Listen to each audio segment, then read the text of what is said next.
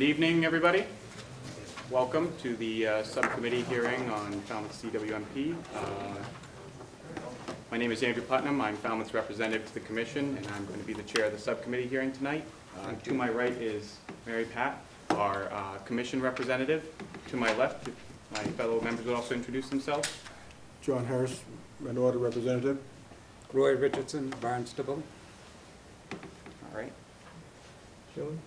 And I guess we're going to start with a couple words from Town Manager Julian Suso. Thank you, Mr. Putnam. I'm Town Manager Julian Suso. It's my great privilege to welcome all of you here to the public hearing that the Cape Cod Commission is hosting on the Town of Falmouth's Comprehensive Wastewater Management Plan. We appreciate your all being here. We very much appreciate the guidance and stewardship of the Cape Cod Commission, and you're joining us here in the Town of Falmouth for this important hearing. I also want to take a moment to thank the town's Water Quality Management Committee that you'll be hearing from shortly, ably chaired by Eric Turkington.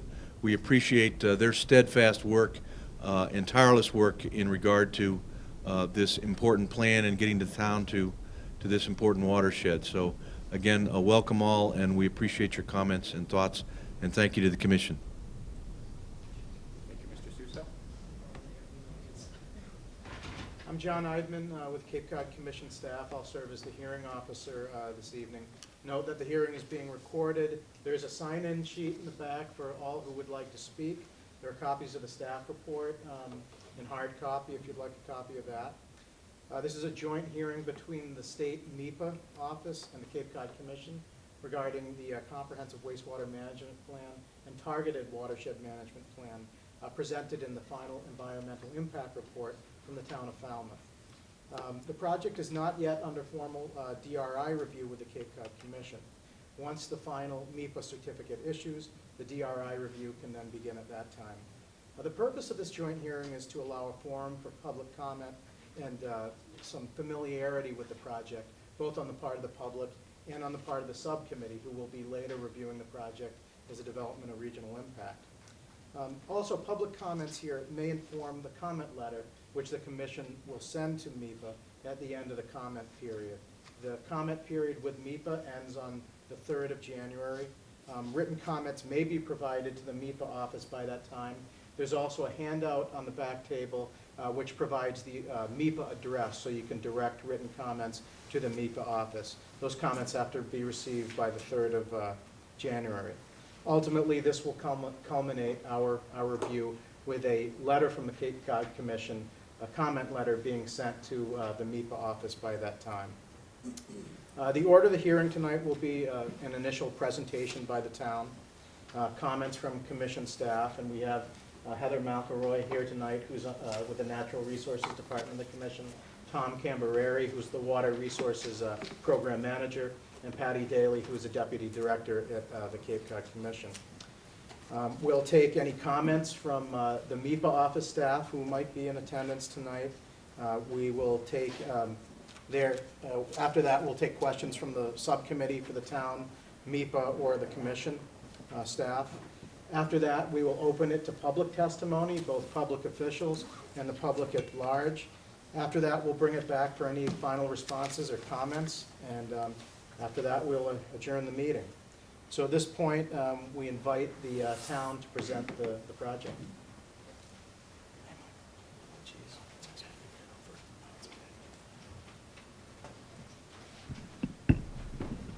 Good evening. My name is Eric Turkington, and I'm chairman of the town's Water Quality Management Committee and have been for a couple of years.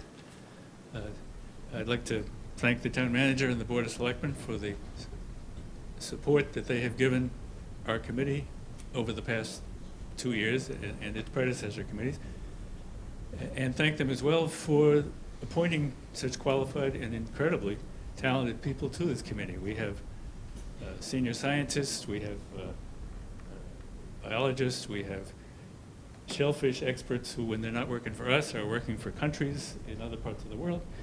We have an enormous talent pool that's worked very hard to put this plan together, and it's a plan that has received the most amazing support from the people of the town of Falmouth. 3 years ago, we went to them and said, we want $2.7 million of your tax money to help us develop alternatives to sewering and sewering, parallel paths. The town meeting said yes, the voters said yes. Last year, we went to them and said, we need $4.5 million to start designing inlet opening and sewer collection systems. Town meeting said yes unanimously. The voters said yes, 58 to 42. And as Roy will tell you, that's a pretty good margin in a town election on the question of spending money. So the town is enthused about this. To find a town that's enthused about spending a lot of money on something as not immediately practical as cleaning up its estuaries is a rare thing. And if you look around the Cape, you're not seeing too many others putting their money where their mouth is. Falmouth is putting its money where its mouth is. And I think after seeing this presentation, you'll understand why, and you'll understand the kind of support we've been getting for this. The history of this wastewater management plan, of course, it goes back further than 2012. There was originally a plan put out that suggested we ought to spend $600 million and sewer 2/3 of the town, and that plan was not well received.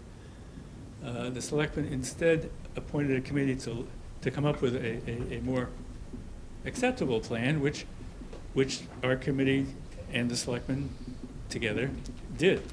In August of 2012, a little over a year ago, the board unanimously approved that plan. In November of 2012, that plan, which was sent up as a comprehensive wastewater management plan to the MEPA process, in November it went there and it was returned to be found adequate. And we were allowed to go forward with answering the questions and the comments from the individuals who had questions and comments, as well as the state agencies and the federal agencies and everyone else who cares about these things. The final CWMP, the one that you're now holding a hearing on, responded to each of 246 comments and questions. It provided updated analysis and scientific study for every aspect of what is a very complicated plan. Let me give you just by way of background. The town of Falmouth has more estuaries than not only any other town in Cape Cod, any other town in Massachusetts. Out of the 45 or 46 estuaries in Cape Cod that are reviewed by MEPA and the MEP studies and have TMDLs coming, we have 1/3 of them here in the town of Falmouth. 15 or now 16 estuaries in this town are going to have TMDLs, and the town of Falmouth is going to have to address them. It's an enormous task, and we're willing to do it, but here's the way we're doing it. We have a number of factors that the town of Falmouth has agreed are guidelines for what we want to do here. First of all, sewer as little as possible. Sewering is expensive, sewering is very disruptive, sewering has its own issues. As little as possible is part of the plan. Pursue demonstration projects and evaluate them with rigorous monitoring. Now, this is important. Demonstration projects does not mean we're going to dig a 3-foot trench and see how things go. It means putting something in the ground that's large enough to be duplicated elsewhere. And before it goes into the ground, while it's in the ground, and after it goes into the ground, it will be analyzed by SMAST. UMass Dartmouth is doing all of our studies so that we will be able to tell exactly what the impact is on the nitrogen that we're all trying to remove from every one of these different ways of approaching it. These are not, again, these are not scientific studies. These are demonstration projects. They're going into the ground, they're going into the water, and they're going now. The third piece, once we get that piece done, we will incorporate the results of that into the CWMP as the results come through. Inlet widening, for example. We know it's good. We know it will reduce nitrogen. We're going to have a design, we're going to have a plan. If the voters approve the plan and the permitting agencies agree, in 3 or 4 years, work might begin on this.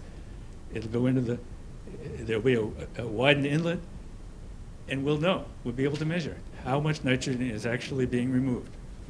That's going to be true for every one of these things. But it takes time and it takes money, and the town of Falmouth is committing to both. Meanwhile, we're not ignoring sewering by any means at all. We're talking about upgrading the plant. We're talking about sewering a large area of town. And the key element to this, and I think one reason why the voters have been so enthusiastic about it, is we have committed to doing this with no tax rate increase, which sounds like magic, and we'll talk about that later. But move on. So I'll run through these. But here's the list of the alternatives that the town of Falmouth is undertaking: a nitrogen control bylaw, shellfish aquaculture, permeable reactive barriers, an inlet widening project at Bourne's Pond, denitrifying septic systems, eco toilets, and a lower Little Pond area sewering. Those are the elements of the town's plan. Nitrogen control bylaw. The commission, I know, is familiar with the difficulties of that pursuit. The town of Falmouth came up with its own nitrogen control bylaw some time ago. Town meeting voted for it. It went up to the state. The Attorney General said, you can't do it. The state has already precluded all of you from writing your own bylaws. They're going to tell you how it's done. Fortunately, we have a very capable legislative delegation, and they said, guess what? Falmouth can do it. We're going to give Falmouth's bylaw the standing to be in place. So Falmouth has a bylaw in place, and it is, since it's the only one that's currently in place, I can safely say it's the most effective bylaw to control nitrogen from fertilizer that you're going to see on Cape Cod. So that's in place. Shellfish cultivation, Ron Zweig over here is that international expert I was telling you about. We've got 1 million little baby oysters. They're not babies anymore. We have a million getting to be very large oysters in Little Pond. It's been an enormous project. Sia over here has been out there in her muck boots many days, moving the shellfish from one place to another and into a bag and out of a bag. It's a huge project. It's 1 million shellfish. We have SMAS before, during, and after measuring the impact on the nitrogen. We're hoping to be able to say that it is a cost-effective way of reducing nitrogen. We're going to find out. Inlet widening, Bourne's Pond, we talked about this a little. The inlet widening project basically says you have an inlet that's 50 feet wide now. If you make it 90 feet, you can reduce the amount of nitrogen in that water body by quite a lot, at a considerably less cost than it would be if you had to sewer those houses. The planning for that is underway. The design money has been voted. We're hoping to go to town meeting this spring for the construction money. When the permitting process is done, that project will happen. Permeable reactive barriers is another one that everyone thinks is a great idea, but no one's actually done it. Falmouth is going to actually do it if the science proves it makes sense. We've hired CDM Smith to work through the pros and the cons and the difficulties of actually doing such a thing and the effect it would have. We're going to find out certainly by the spring if it's worth doing at all. The science is not clear on that yet, and the difficulties, as the more we look at it, are more and more daunting. But it's still definitely on the table because theoretically, at least, it can work, and we want to see if it does. Eco toilets, and there are a couple of the most enthusiastic advocates of that are here tonight. And I know you'll be hearing from them, but the premise of eco toilets is pretty clear. If you if you don't put the human waste into the groundwater, it won't be in the groundwater, and it won't get into the ponds and the lakes and the estuaries. So that one way to do that is by having eco toilets.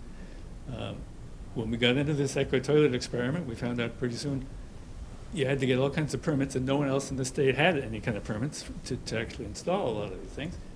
We went and got the permits. SIA has been a frequent flyer at the State Plumbing Board. They have given the town of Falmouth the right and the ability to install certain kinds of eco toilets that no one else can do.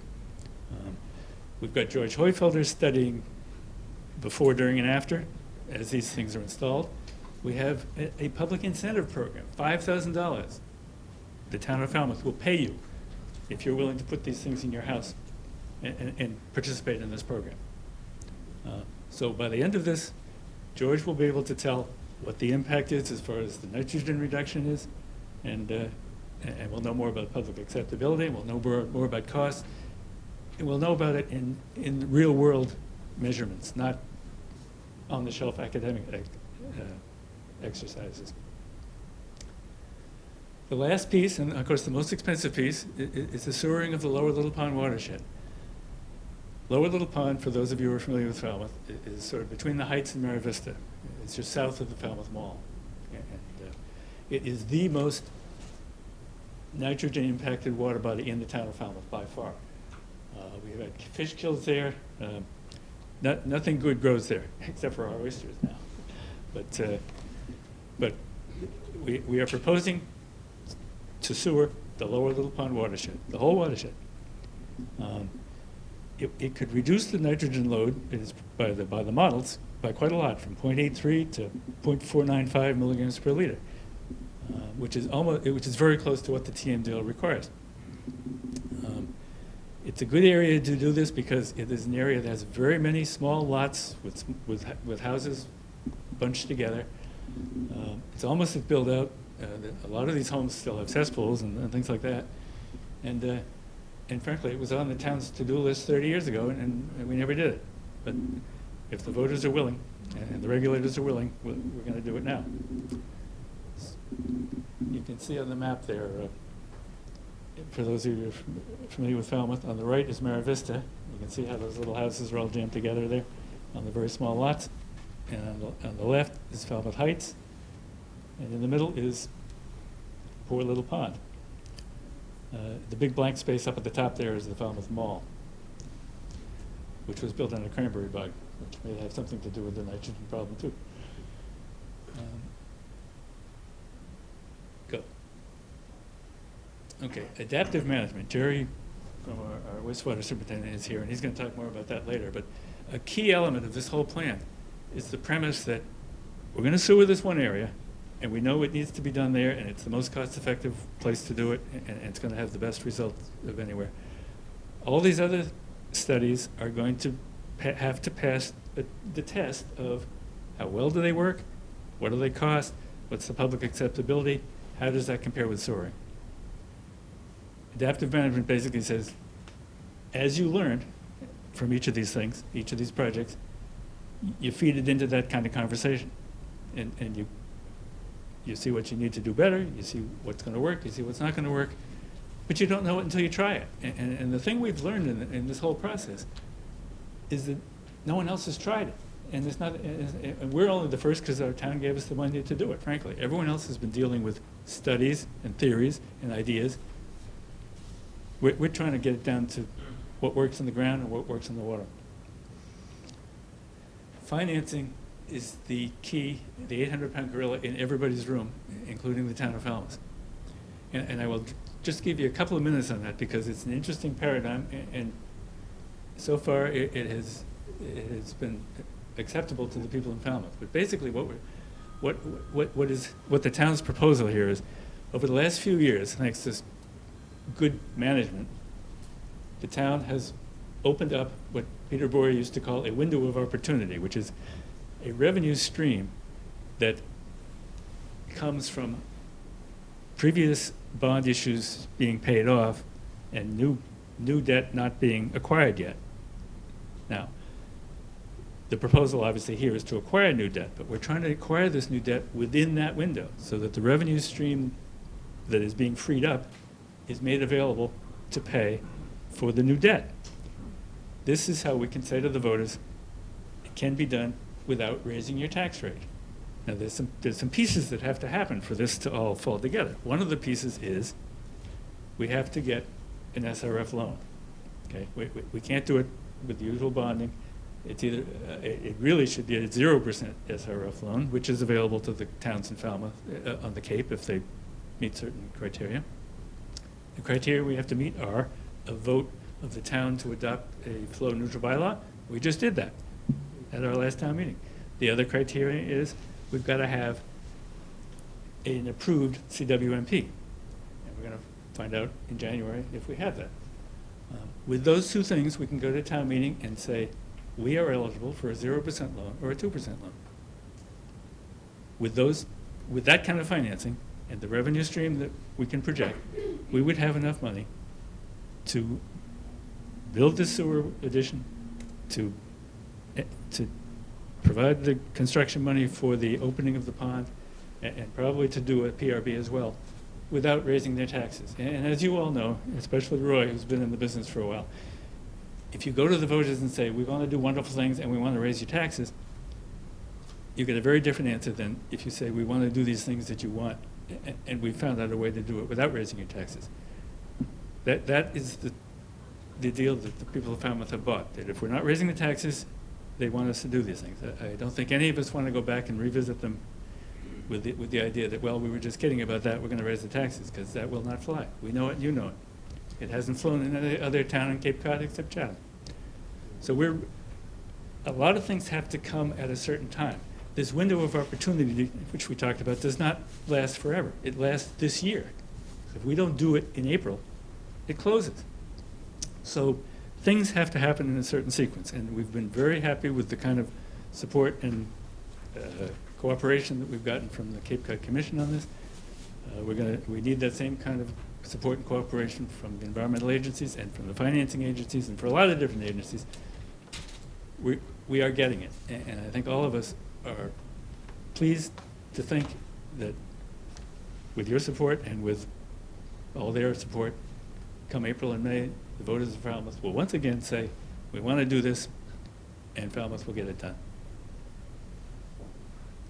I'd be happy to answer any questions, but I know this is a public hearing for the public and not for me, so I'd be happy to sit down too. Why don't we hold subcommittee questions until we have both the commission and the town representative. Is there anybody else from the town who would like to present?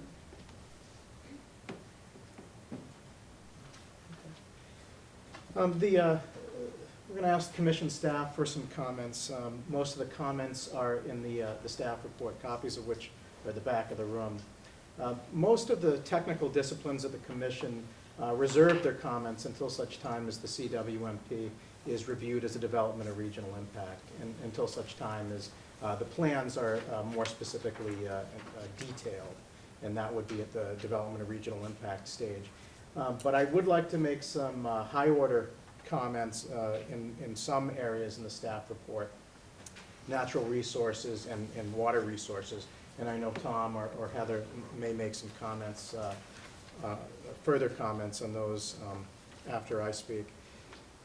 Within natural resources, one of the high order comments that was made in the staff report is that with respect to the Bournes Pond inlet widening, we would look to balance the benefits, and there are definite benefits associated with that project, with some of the natural resource impacts that may be identified in that project as well. And we would want to make sure that any of those impacts on natural resources are mitigated. There's also some sewering infrastructure located in flood zone areas. We would want to consider flood impacts on that sewer infrastructure during the development of regional impact stage. Site 7 is a recharge area which is designated within the FEIR. It is actually less sensitive than another site that had earlier been considered Site 10 for recharge, which was positively looked at by staff. But the Site 7 is within rare species mapped area, so we would want to consider rare species impacts during our review of that Site 7 recharge area. Also, with these permeable reactive barrier, PRB pilot projects, Natural Resources staff makes the point that we would want to ensure that wetlands or other resources are avoided to the greatest extent possible, and that those PRBs should be proposed in areas which are previously disturbed areas. That would be the best management practice for the use of PRBs. Within water resources, a high order comment was that the Commission Water Resources staff can continue to assist with non-conventional nutrient management approaches to meeting TMDLs in the Little Pond watershed to augment the Little Pond sewering expansion project that's been presented to you this evening. Also, a water resources comment, Site 7 poses low risk to water quality in Crockers Pond, but a monitoring program will be required along with that Site 7 recharge area to continually monitor water quality. During the development of regional impact portion of this project, we'll look for a pond action plan to address freshwater resources. And finally, the demonstration or pilot projects which are being proposed along with the FEIR. Those will be commented on primarily during the DRI stage when the plans are more specifically detailed. So with that, Tom, would you like to make any further comments? No, I think those were the general comments, so unless there's any specific questions, Okay. we can see how that develops. Okay. Is there anybody in attendance from the MIPA office this evening? Okay. Would the subcommittee like to ask any questions of the town or commission staff at this time?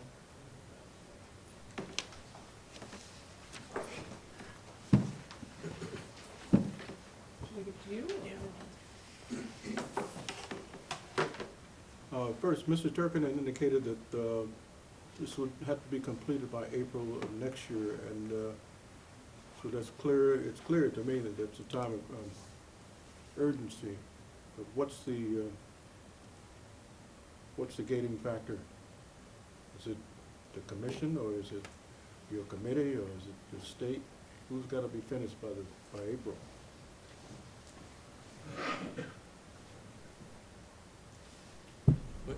The factors that need to happen between now and April.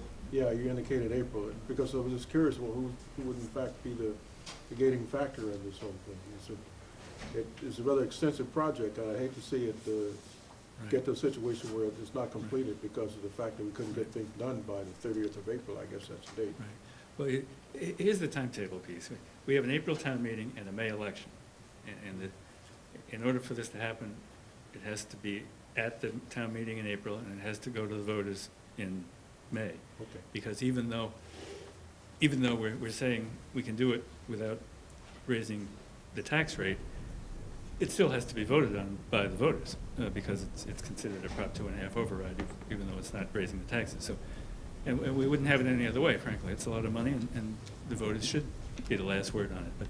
But if we're going to have an April town meeting, which means we've got to have articles in the town meeting in January, we need to have some knowledge. Are we going to be eligible for a 0% loan? Are we eligible for a 2% loan? Are we eligible for neither one?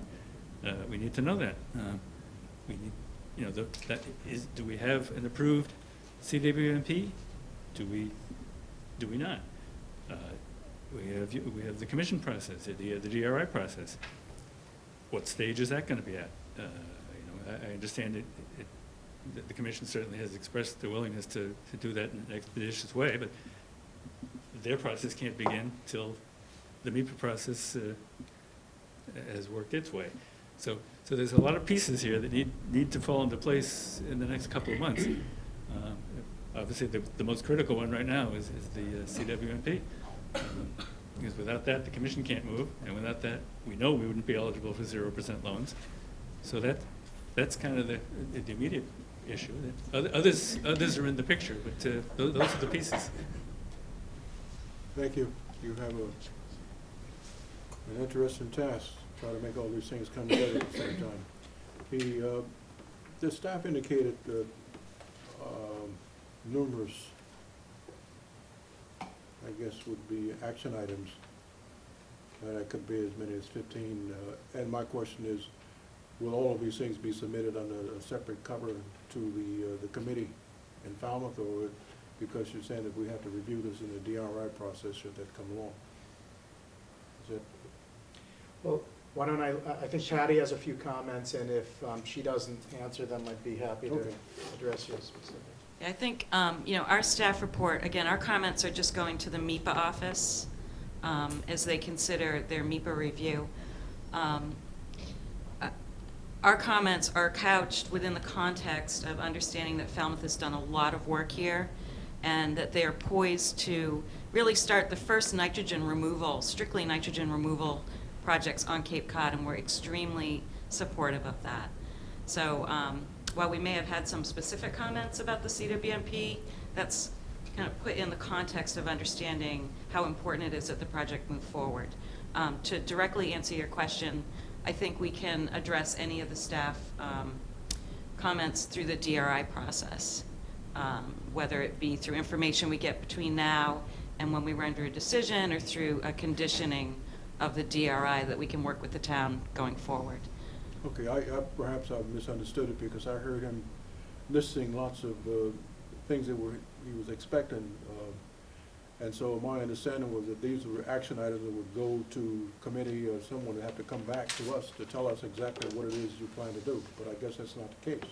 Now, this is, I mean, at this point, this is just a comment letter to MIPA identifying some of the environmental issues that may be raised by some of these projects, but a lot of these projects are still at a very conceptual level. Okay. And so our intention is to work with the town to get them done, basically. Okay, so then my understanding is that all of these comments are really made, but they in fact will be in a letter back to MIPA saying that this is what we see. I thought you were making these points because you wanted the committee from Falmouth to come up with all these answers, so No. I will leave that. No, not at all. And just as to the timing, the project's in MIPA now. We can't start our review until MIPA's finished. Yeah. But we've communicated to the town that we will expedite, to the extent we have to, we'll expedite our DRI review and make sure they get, through our process well in time for town meeting in April. Okay, thank you. That was my concern as well. I was wondering whether or not we were going to be able to expedite the process quickly enough, because sometimes these reviews have been lengthy, and Yeah. where they're operating within a tight time frame, were we physically, mentally, and otherwise able to mobilize our forces quickly enough to hit their time frame? And Yeah. it sounds like the answer is yes. Yes, it is. Excellent.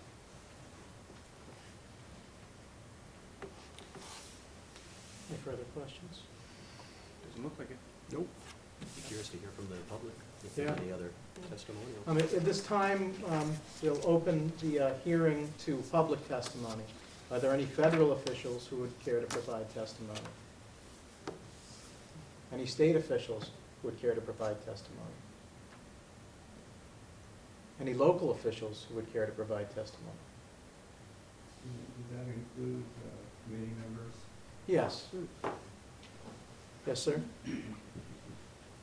If you could just give your name when you're at the microphone for the record.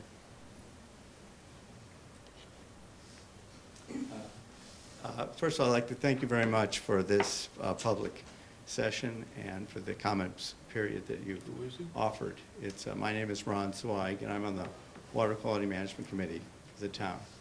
And I just had a couple of questions. As Eric has indicated, this is probably going to be the first phase of, at least, or maybe the only phase, but could be the largest infrastructure project that we are undertaking in Falmouth. And we have, and it's been planned so that the tax base would not, there would not be a tax increase, and we'd be able to use the resources from retired debt so that the taxes don't increase. But one question I actually have for the assembled group here is, are there any property owners in the room who are in that Little Pond sewer service area, the planned area? The reason I ask that question is that while we are not going to be raising taxes across the town, there will be betterments. And betterments are basically liens on properties that have to be paid back over a period of what we hope to be 30 years. But and I think it's important, I'm not sure, maybe they're happy with this, all of them, but I'm not quite certain. We have, that area is susceptible not just to this project, which is a major environmental improvement project, but we have the new FEMA maps, and there's going to be a change in insurance rates and things like this in that area. It's a relatively poor area of town. And also, we're going to be putting in a new water filtration system, we hope, if everything goes forward, and that may increase costs there as well. So I think that, that it'd be important to make efforts to reach out to that group, to the residents there. There are about 1,400 households, I think, that would be involved, and I think that it's important to get to those associations in that area, civic associations, to be able to reach them. So that's one point. The second point is it concerns really, we are, a number of us on the committee as well are involved in the 208 process. And right now the 208 process is going on in the Cape, which is looking at updating of the planning for wastewater management in Falmouth and across the Cape. And we had a meeting on Monday, which is a very interesting meeting. And that meeting was that they showed various options that are coming up from this whole process. And I think Patty could elaborate a little bit on this as well. But what was interesting was that there were two different options for the Wild Harbor area here in Falmouth and Bourne watershed. And what was interesting is they looked at the sort of centralized sewer option for that area. And they looked at another approach that has been developed, I think, partly with Tom's help, as well as Scott Horsley from Horsley Witten, in looking at starting with the low-hanging fruit first and going after those types of things, like we have in Falmouth with the fertilizer control bylaw and this kind of thing. And in doing that, what it came out was that going through that process, as opposed to going into sewering, the cost was about 1/3, with some area possibly needed to be sewered, but the cost was 1/3 of a centralized plan. So this is something that hasn't been applied to this area yet, and I don't know to what extent it could also be have an impact if we just tried that modeling process, which we haven't quite done there. On that, I was going to raise this too in terms of, so I think that that's an interesting element in our planning process here, is that things are moving in parallel to what the town is doing across the Cape. And the last element is, and I had hoped that someone from MIPA would be here, because Patty had also mentioned that discussions are underway with MIPA and with the US EPA about looking at some of these alternatives and moving ahead, because they don't all allow for don't have nitrogen reduction credit associated with them in terms of meeting TMDLs. So whether some of these things they would allow to move forward in the context of meeting TMDLs in the estuaries. So I think that would be, I'd like to hear from EPA, they're not here, but to see really what their thinking is, because we have state regulations, and if there's some latitude for us to begin to apply these other techniques, at least in the short term, we might very well be able to, or medium term, we might be able to achieve a lot more in a more cost-effective way. So anyway, those are my thoughts. Thank you. Thank you. Jerry, I see you have a question mark next to your name. I don't know if that means you'd like to speak or not. Probably not, but I Okay. might. Okay. Are there any other local officials then who would care to speak before we open this to the general public? Okay. Well, with that, would Mr. Dow like to speak?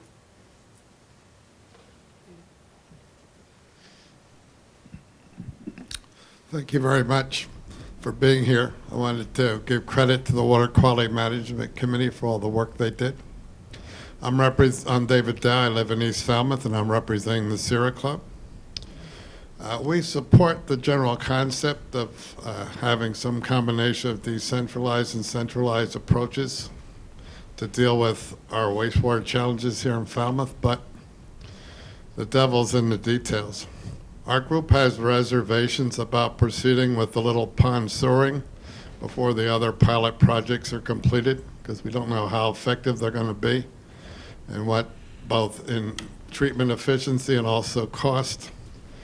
And so that we feel that it should be delayed until we have more information, the other alternatives, so we know actually how much sewering we might have to do. The second thing I wanted to mention was that since the comprehensive wastewater management plan runs contrary to many National Sierra Club policies, and positions, we have, as I explained last time, we have to get together with both the people at the national level and the Massachusetts chapter and the Cape Cod Island group to develop positions on how we're going to address this strategically. So I can't, since we haven't had this meeting yet, I can't tell you what our positions are going to be on that. One thing, there are a couple things I do know. One is that the Sierra Club is not in favor of sewering for the treated sewage effluent from the West Falmouth treatment plant. It runs contrary to the club policy that dilution is not the answer to toxic pollution. In addition, some of the contaminants of emerging concern will be in the treated sewage effluent actually bioaccumulate through the marine food chain. So even though you think they might be diluted in the water, they could be much higher in the organisms, which is obviously not a good thing. Another point I wanted to make was that we're going to have a significant resource added to us locally because Jessica Helms is on the board of directors of the Sierra Club, is moving to the greater Boston area in January 2014, and she's actually a toxics activist, so she's going to be able to provide us with a lot of knowledge and support, which is a good thing, but delays having our discussion on our unified Sierra Club position. I was going to mention, in addition, that the toxics activist team, a national Sierra Club entity, actually has produced a fact sheet on contaminants of emerging concern, and it helps people reduce their exposure and also supports local campaigns to get rid of some of these toxic chemicals, which are not currently regulated by the state or federal government. The toxics contaminant of emerging concern fact sheet each recently received the Sunshine Award from the Unitarian Universalist Fellowship of Falmouth at their Racial Carson dinner. And the Cape Cod Island group is working on outreach in this fact sheet locally, and so we've had exposure at health and safety fairs in different Cape Cod towns, environmental justice events, and events for communities of faith. So that one of our major concerns is having contaminants of emerging concern explicitly addressed in the comprehensive wastewater management plan. The second issue we have, major issue that we have concern on, is environmental justice. As they mentioned in the CWMP, this project will cost us $43 million. And recently, I was reading a PowerPoint by Bob Ciolek, who is an advisor of the Cape Cod Commission, on the paying for these expensive wastewater upgrades. And he pointed out it could cost $1,800 per family to support these solutions. And for many residents of Falmouth, that's just way too much money.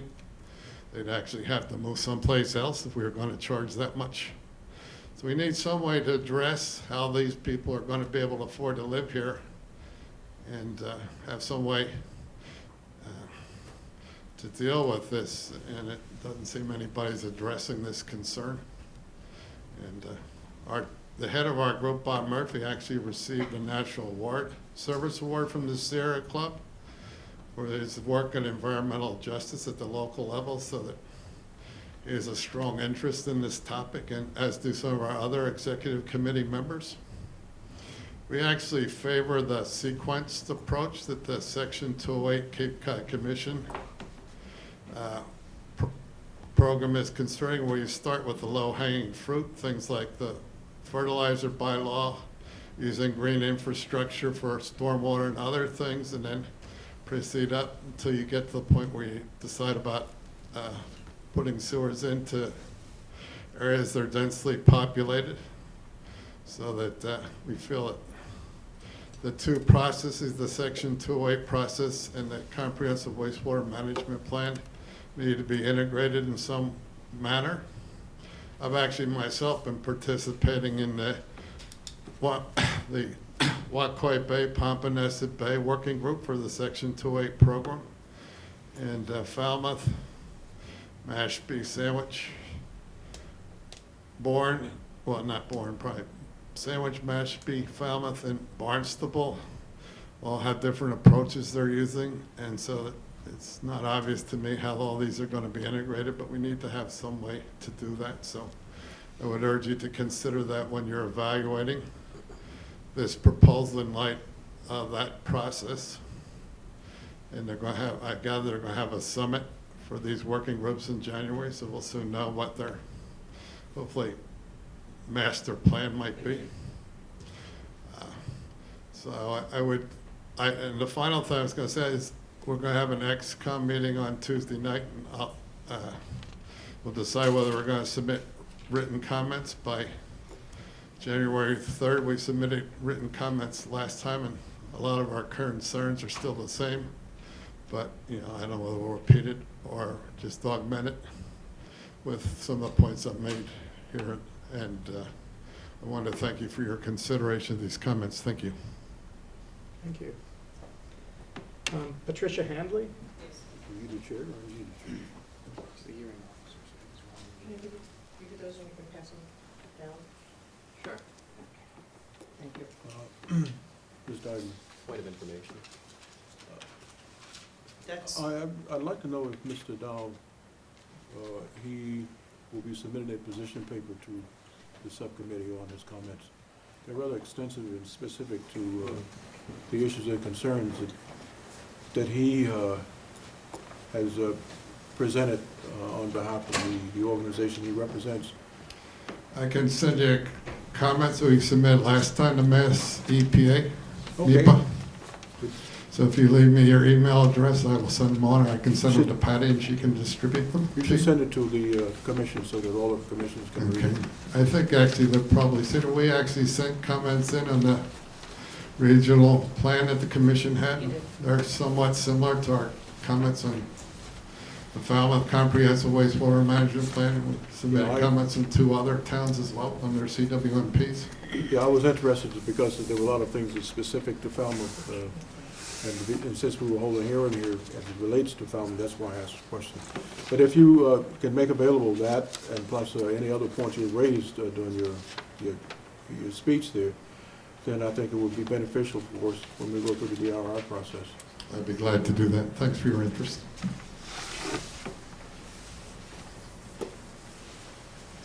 Ms. Hand? good evening. My conversation tonight and my questions is concerned with Site 7. I live beside Site 7. I'm at 710 Thomas Langus Road, and I've lived there for 30 years. I've seen all the changes on Thomas Langus Road, but the one thing that's really never changed is the woods that are behind me until they decided to do Site 7.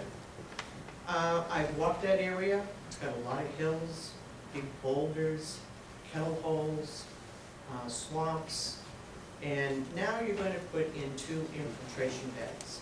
On the diagram in front of you, you have the road that's going to go in, the main that's going to be connected to the infiltration beds for the flow. At one time, they had 2 sites, Site 7 and Site 10, which they were going to distribute the flow between. Now we only have 1 site, and that site's supposed to accommodate not only Little Pond, but everything else that can't be handled at the waste treatment plant. The overflow is going to Site 7. As a resident in Falmouth and a butter, I would like to know how I'm going to prevent the mounding that's going to be on my property. It's going to seep into the ground, that's going to go into the water table, that's going to go down to Crocker Pond eventually. They say it's not going to affect Crocker Pond. I find it hard to believe. I've been out in those woods. I suggest you go walk them. To go and make these 2 beds, you are going to have to cut and fill an astronomical amount of property. The trees that are going to come down, you can never put them back if this does not work. There is no backup plan after Site 7. Is there a backup plan? I've never heard of one. Thank you. Any questions before I sit down? The subcommittee is going to ask questions after they hear all the public. Thank you. Matthew Handley? I want to thank the Cape Cod Commission for holding this hearing in the town of Falmouth, and I want to thank Rachel from the Buzzards Bay Coalition for notifying us of this meeting. Like my mother stated, we are the direct abutters. We have a piece of agricultural property that is also our residence. It's been established for 30 years as a farm. I've actually had meetings with Heather Harper and Eric Turkington and made it perfectly clear that we intend on, in some form or another, having agriculture on that property again. We have asked Heather Harper and Eric Turkington to address our concerns about how it's going to affect our property. Agriculture requires a lot of water, and if, how is that water going to be supplied if the town of Falmouth is directly injecting effluent into the water table beside our property? These are serious concerns. Also, I read the town of Falmouth's comprehensive wastewater plan. In the plan, I believe there's some gross understatements that are not being addressed. The maps that have been provided by the National Heritage and the 300 Committee previously indicated wetlands and vernal pools on a budding piece of property within the direct vicinity of Site 7. In the comprehensive wastewater plan, that's the proposed plan, those have been omitted from the drawings. And also, the residence at 710 Thomas Landers Road is grossly understated. They use hash marks to indicate the residence and structures, and not only our property, but our neighbors across the street. I'd like to see those corrected so the town meeting and boards at the federal and state level can see that there is agricultural property directly beside this Site 7. There is a residence directly beside this Site 7, and there are vernal pools, wetland areas, and natural resources that are going to be affected by this development. So, I'd like to see those addressed. Also, I'd like to see if the town of Falmouth can finally sit down with the direct abutters and answer some of these questions that we have, because we've been, for 2 years now, have been asking the questions. We've been going to town meetings, planning board meetings, wastewater meetings, and we're asking the same questions, and they still haven't been answered. Thank you. Rachel Jakuba?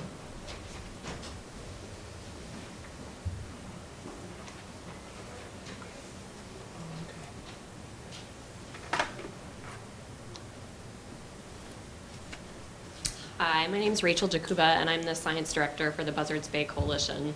We're a nonprofit membership organization that has over 8,000 members around our watershed, and we've got over 700 members in Falmouth. And our mission is to protect, restore, and promote the sustainable enjoyment and use of Buzzards Bay. And we will be submitting formal written comments to MIPA, but I wanted to just highlight a few of the sort of key points that we'll be including in our written comments tonight. So first of all, we want to, the South Coast ponds have serious problems in terms of water quality degradation, and we think that the town is doing great work towards trying to reduce the nitrogen pollution to those ponds and reverse the water quality degradation. So we applaud the town for working towards devising these wastewater solutions. With that said, we do want to make sure that in cleaning up the South Coast ponds, we're not doing it at the detriment of any other water bodies in town. And specifically, there's a few water bodies that we are concerned about. The first comment I'd like to make about the water bodies is West Falmouth Harbor. So as part of the town's groundwater discharge permit, the town was required in the CWMP to have a plan and schedule for bringing West Falmouth Harbor into compliance with its total maximum daily load as soon as possible. The CWMP includes actions that the town may take. It doesn't have a concrete plan or schedule for when the town will take those actions. And therefore, it's not in compliance with that groundwater discharge permit or with the settlement agreement that the town has with the coalition regarding that groundwater discharge permit. So we think that before the Secretary approves this plan, a concrete plan and schedule has to be included into the plan. So the plan has to be amended to have that plan and schedule for West Falmouth Harbor's TMDL to be met. Second of all, in terms of Site 7, which has already been mentioned, there's a few things that we think have to happen in order to mitigate any impacts of Site 7 on downstream waters. So the groundwater between Site 7 and Mashapaquet Creek, so the West Falmouth Harbor watershed, needs to be monitored to ensure that nitrogen's not traveling through those groundwaters and making it to West Falmouth Harbor, which is what the modeling suggests. So we just need to make sure that that modeling is verified with monitoring. Likewise, the modeling suggests that phosphorus is not going to go from Site 7 to Crocker Pond. We need to make sure that the groundwater is monitored between Site 7 and Crocker Pond to make sure that that phosphorus is not migrating. In addition, there will be new nitrogen that is going to Herring Brook. Herring Brook is an impaired water, and so that new nitrogen to Herring Brook has to be offset with nitrogen from the existing sources. So the amount of nitrogen, the new nitrogen that's going in, has to be offset with the removal of existing sources of nitrogen in the same amount. And then lastly, with respect to Crocker Pond, there needs to be a rigorous monitoring program of pond health and a plan that includes triggers for when pond health, if pond health declines, what the town is going to do to remove nutrient inputs in order to preserve the pond's health.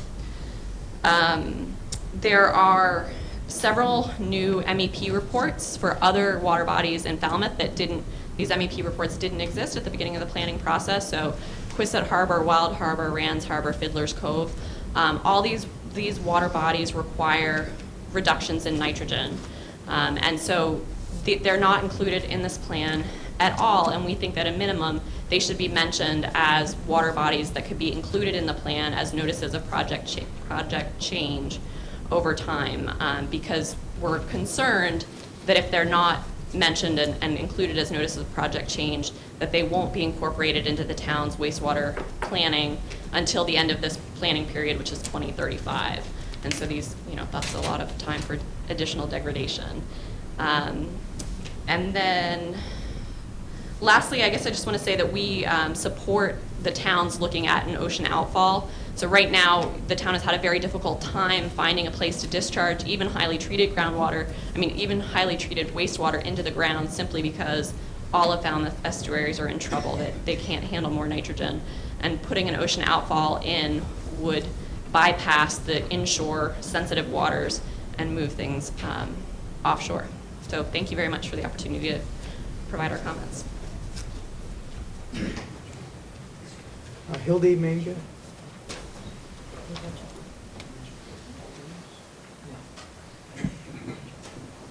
My name is Hilde Menge. I've lived in Falmouth for about 40 years, and I'm a member of the Climate Action Team locally, and I've also been participating in a 208 process that the Cape Cod Commission has started in September for the working groups.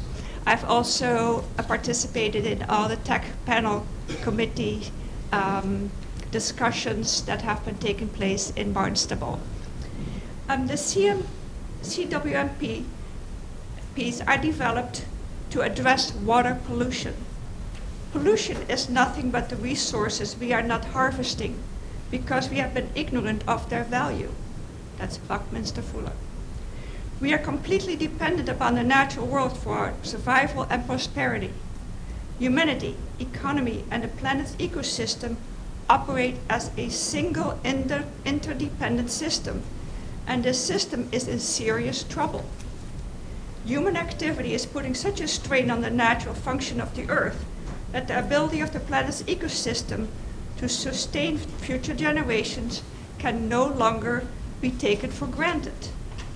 Our human activity and modern economy are based on plundering and wasting resources, instead of working within the principles and laws of nature, which operate in a closed-loop ecosystem with no waste.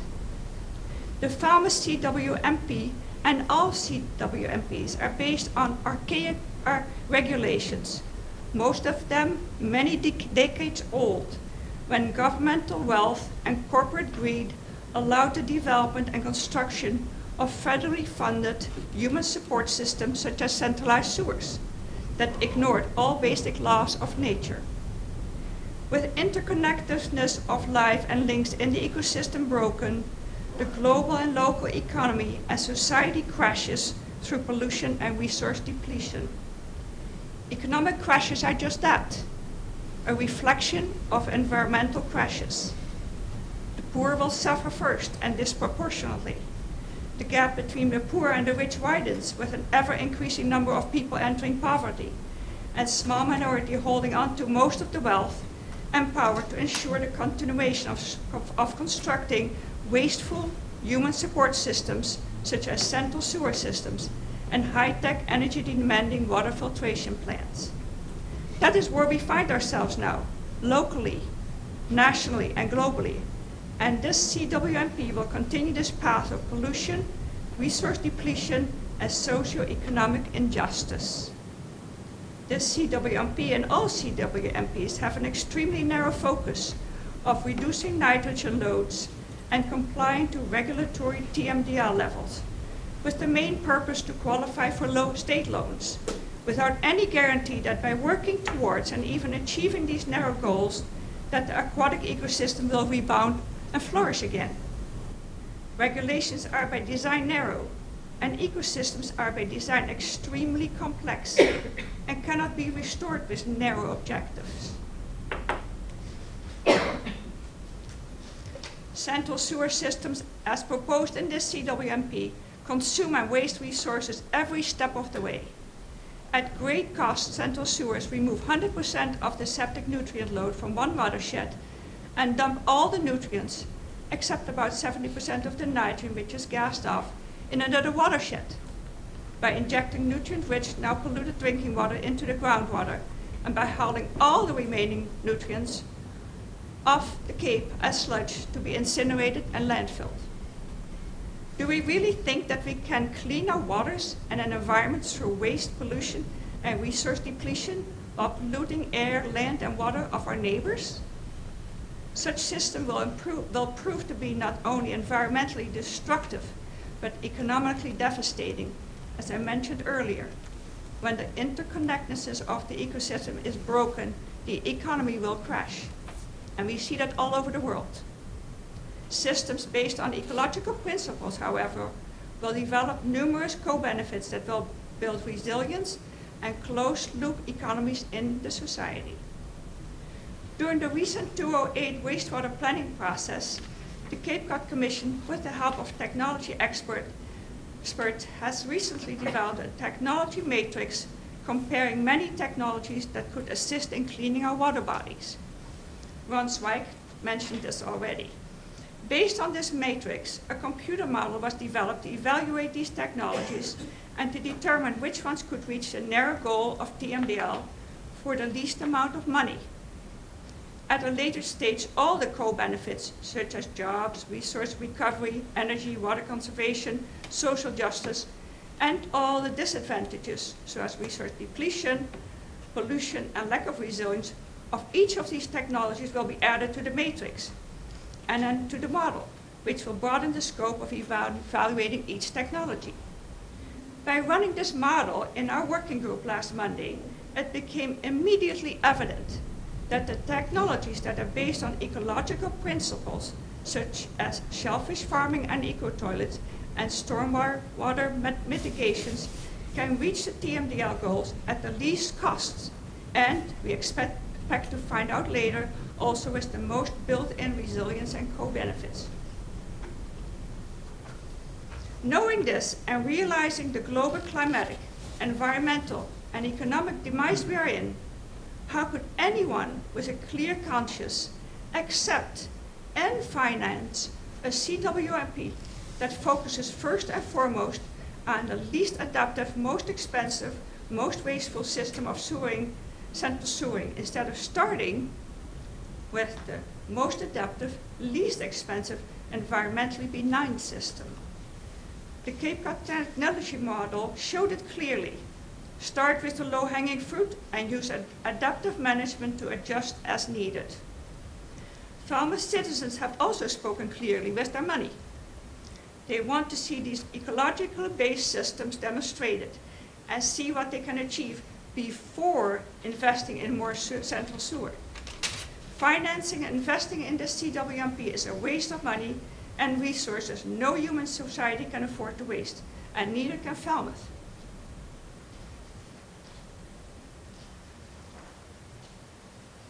I'm urging the citizens, the local and state regulators, the Cape Cod Commission, and the engineering firms and industry to think outside the box and no longer accept, develop, and fund systems that allow wastewater to be chewed, stirred up in energy-intensive mechanical and chemical processes, and then spit it out in our groundwater, rivers, and oceans. The Clean Water Act states that groundwater, streams, rivers, and oceans can no longer be considered part of the wastewater treatment process. The Cape Cod Commission's 208 area-wide water quality planning objective is to find the cheapest, fastest, and greenest approaches to resolve the water pollution problems. Let's plan and act accordingly. And remember, pollution is a valuable resource in the wrong place. Let's manage pollution as a beneficial resource. And this is not a technical problem. It's only a problem, a political problem. Thank you for letting me speak. Thank you. Earl Barnhart.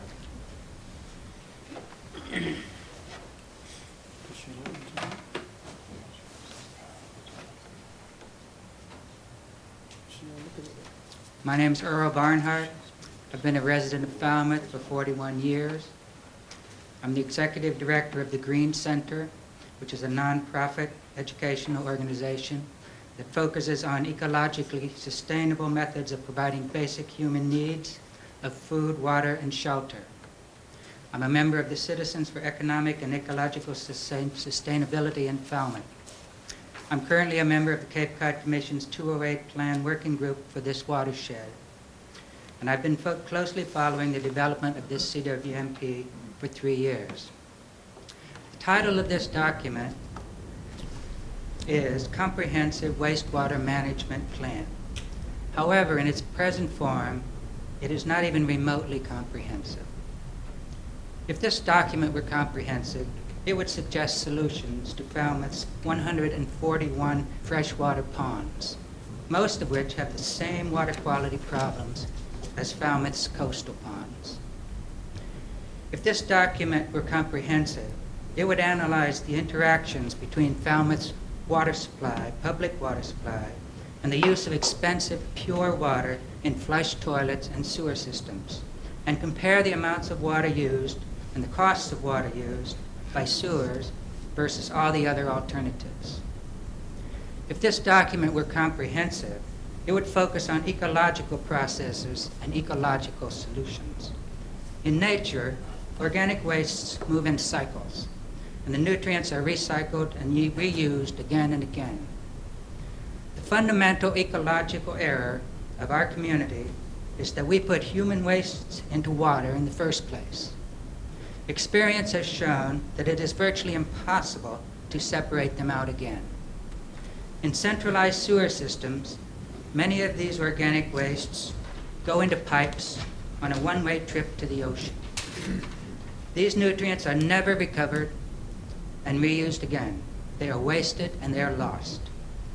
The mantra of sewer engineers is that nitrogen is the problem. It is a gross oversimplification. If this document were comprehensive, it would not focus on only one nutrient component, nitrogen. Ecological cycles do not operate in one chemical at a time, and they cannot be successfully managed one chemical at a time. Massachusetts law requires that every government project, quote, shall use all feasible measures to avoid and minimize damage to the environment, unquote. If this document were comprehensive, it would take a long-term global perspective, including environmental damage that leads to climate change and sea level rise. Our civilization is entering a climate change endgame.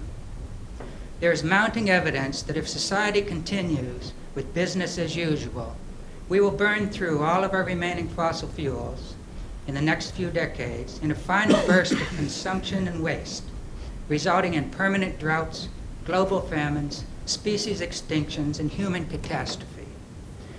If you don't believe these predictions, you're not paying attention to the many troubling global trends. This document does not include a section on climate, or does include a section on climate change, but focuses mostly on what might occur after climate change happens, such as storms and sea level rise. A different section in this document supposedly compares the carbon dioxide emissions from the present sewer facility and the proposed sewer facility. However, the chart in the document shows that the emissions will be exactly the same, identical to a decimal point. This may possibly be true, but I find it very hard to believe. It is also hard to tell from the chart if the CO2 embedded in all the materials of the sewer infrastructure is counted in these calculations. I would like to see a life cycle analysis of the CO2 emissions from the new sewer compared with all the other various alternatives. If this document were comprehensive, it would not use 20 and 40-year time frames in a world where we must reduce our CO2 emissions by 80% in the next 10 years to avoid global ecological catastrophe. We should move ideally immediately to the most sustainable ecological solutions, including shellfish in the estuaries and nutrient recovering eco-toilets in all homes.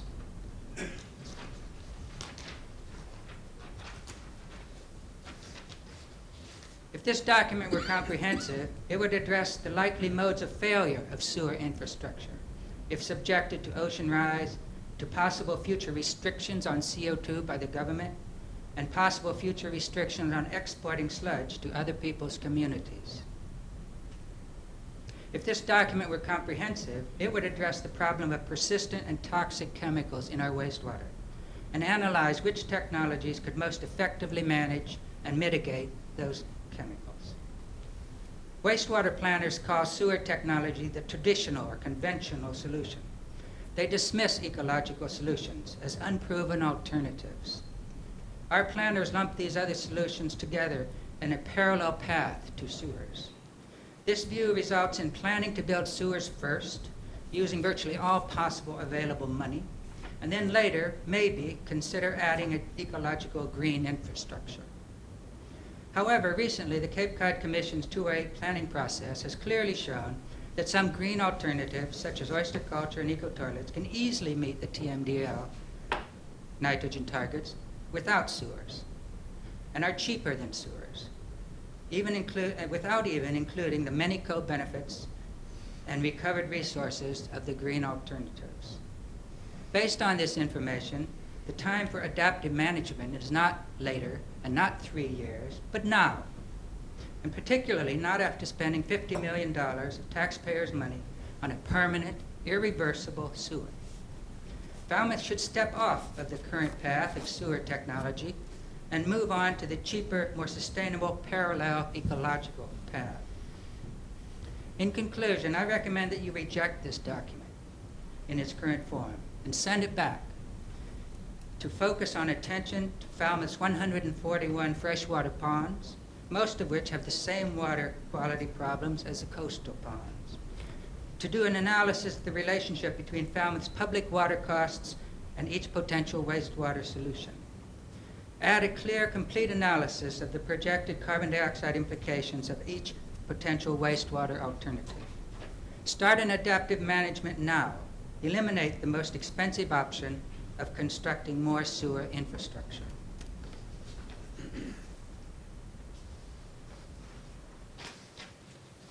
Three years ago, when we first brought up objections to sewers, one member of the Water Quality Management Committee told us, you know, you're standing in front of a train.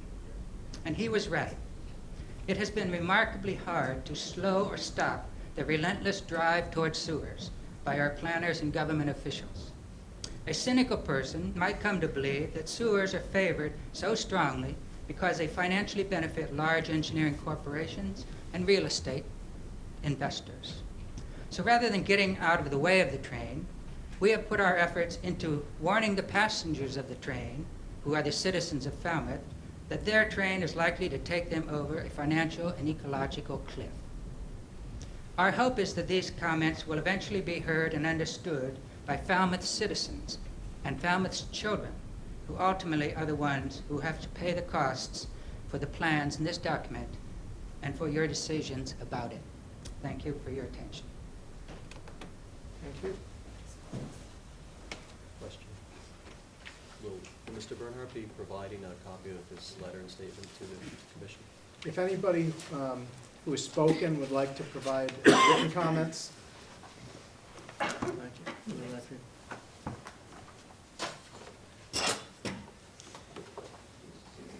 Janet, it's, sorry. Klufer?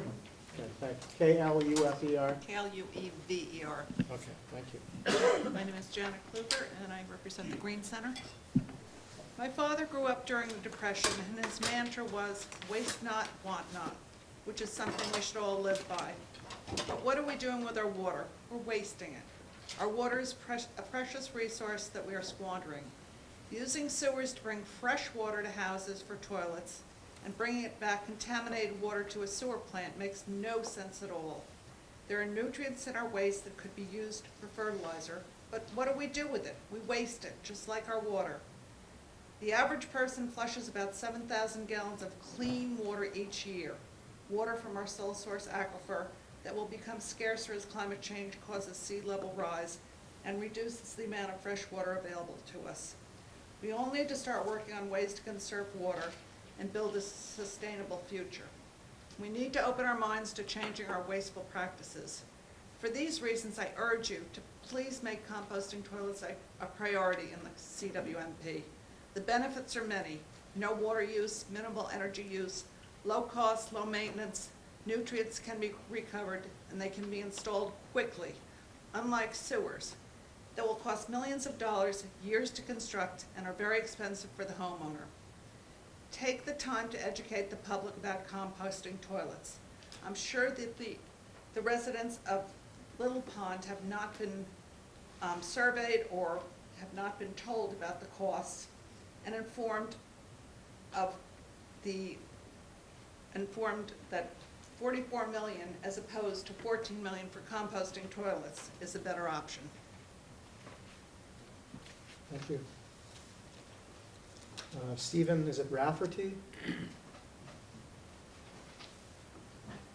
Did I get that correct, sir? Close enough. Okay, for the record, what is? I'm Stephen Rafferty. Rafferty from 34 King Street. I'm not standing up to oppose this plan. I'm standing up because I believe your responsibility as a commission is, as mentioned early on, to help preserve the resources of this Cape. It's a wonderful place. We've moved here for a reason, or grown up here and not moved away from the Cape for a reason. That's because of the strength and quality of the natural resources. I would stand in support of the plan in front of you, because this plan is not only preserving the resources we have, it's putting in front of you a concrete plan and a flexible plan to improve the resources. I think Mr. Turkington did an excellent job of noting the extensive number of estuaries in this town. The plan is comprehensive to the extent that it started with a certain group of estuaries. The MEP folks are continuing to evaluate more estuaries in the town, and that information is being gathered. This is not a static plan, and it's actually very remarkable to me that a plan is as flexible and as open as this is being opposed by the number of people that it's being opposed by at the levels. I believe that their comments are reasonable to a large extent, but I'd like to bring forth a statement from a past president of ours. You should trust, and then you should verify. I have been involved with this plan. I've read this plan. I know what work has been done along the way to look at various issues as they've come up. I trust this is a good, solid working plan for our community, and possibly a template or model to be followed by the Cape in working their way to an ecological and beneficial solution for this area that we love and adore. I would ask you to continue to support it, I would ask you to look at reasonable things that should be put in place to verify that what this plan proposes can be achieved.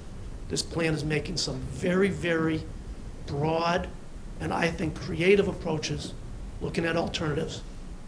Town has developed a promotional plan to put eco toilets in. It's a very large social issue to convince people to change how they have used their bathroom over the years, but the town is actively engaged in that, is pushing hard on that, and that is part of what is hoped to be the long-term plan for the majority of the town. This plan has one area that for over 30 years has been identified as the most densely populated portion, as the area with the least ability to do other on-site forms of treatment. I believe a statement was made earlier about, by various, the Buzzards Bay Coalition, I think it was you that made the statement, that you want to be very careful not to damage any natural resources, only go into areas. If you take a hard look at the Little Pond area and the density, to put in certain other things into that area will involve having to interfere with that. The reason the oysters are being grown in Little Pond now is part of this comprehensive but open plan that's in front of you. And that plan is saying, look, even with sewering of the Little Pond area, there's still enough nitrogen in the area from the atmosphere, from the surface areas that are present, that some additional level is going to be needed to take our most polluted estuary back to the quality of a lot of the other estuaries or better. And therefore, there's the program with the oyster there. So I stand in support of this plan. I appreciate hearing that, once the MIPA statements are in place, folks will work to expedite this. There is a window of opportunity with, capital or bonded money becoming available. It's not a casual decision. The town's been working on this for several years. I ask for your support to keep the plan going. Thank you. Thank you. I apologize. Again, this last name is a little unclear. Christina? Well, there's two. Oh, Raleigh, perhaps. R-A-W-L-E? That's Y? right, L-E-Y. Okay. Uh-huh. Yeah, okay, thank you. Okay.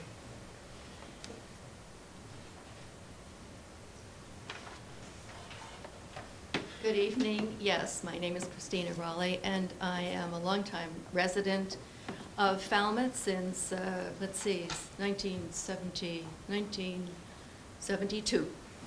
And taxpayer all that time, although I wasn't always living here full-time. I have always paid my taxes. And I have always owned land here, and I came here at a time before our town grew so rapidly, like so many other towns on the Cape, and in general, all the way across New England. I grew up on a farm, and so I always enjoy the farmlands, and yet I know that so many other things have to change because we have taken so much of our farmlands for residences, and that is part of the reason why we have so many problems in the estuaries and also in the ponds of Cape Cod. This time, I really appreciated the presentation that you gave, Eric. Very clear and very nicely presented. And it's true, this town is making some strong statements and trying to make some changes in the way that we go about cleaning up our water or preventing the pollution of our waterways. But we need to change. I am a member, I was a founding member of the Falmouth Climate Action Team, and I'm a member of the steering committee. And I am also with the Citizens for Ecological and Economic Sustainability. And I have been active in this town for the last, very strongly, for the last 5 or 7 years. The time goes by so fast. I don't know whether it's 7 or more than that even. But all of this time, we have been working very hard along with members of the science community, but also with the residents of the town who are not part of the science community and who are trying to work, trying to establish food production areas in the town, and as well as those groups of people who provide us with all of the backup that we need in our society today for food and energy and agriculture. So this has all been given so well by the people who have come before you this evening. We tend to try to avoid presenting you with an either or. And I think that Eric started out very nicely with that presentation. At the same time, it is very important that the new ideas that are emerging now, for them to be taken up more strongly and more quickly than we have so far been able to do. Mr. Jack had the foresight some years ago to see that with the sewering we were going to be increasing our energy uses for the plant. You know, all of the sewering has to come up from the lowest level of town to the highest level of town. Takes a lot of water, a lot of pumping, a lot of electricity, and for that, to mitigate that, that is why our town turbines have been raised as part of a climate protection action plan. So now we have some infrastructure that we will need to continue to improve. And some of that infrastructure will be able to be more ecologically sound. But, you know, really, the elephant in this room, I want to say, is the issue with the turbines. Because if these turbines are, we are struggling with a process now to resolve some of the issues with the turbines, and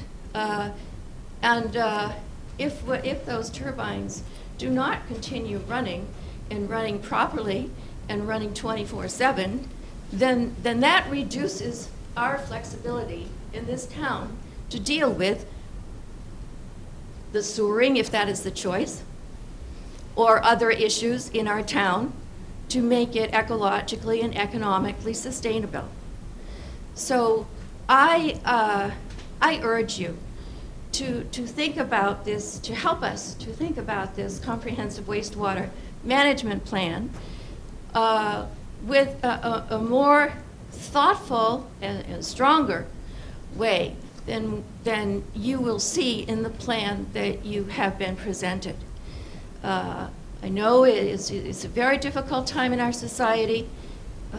Eric and others have pointed out that we are having problems because it's difficult to make the changes that we need to make so readily and so quickly, as Mr. Barnhart and as Hilda Mainke and others have pointed out.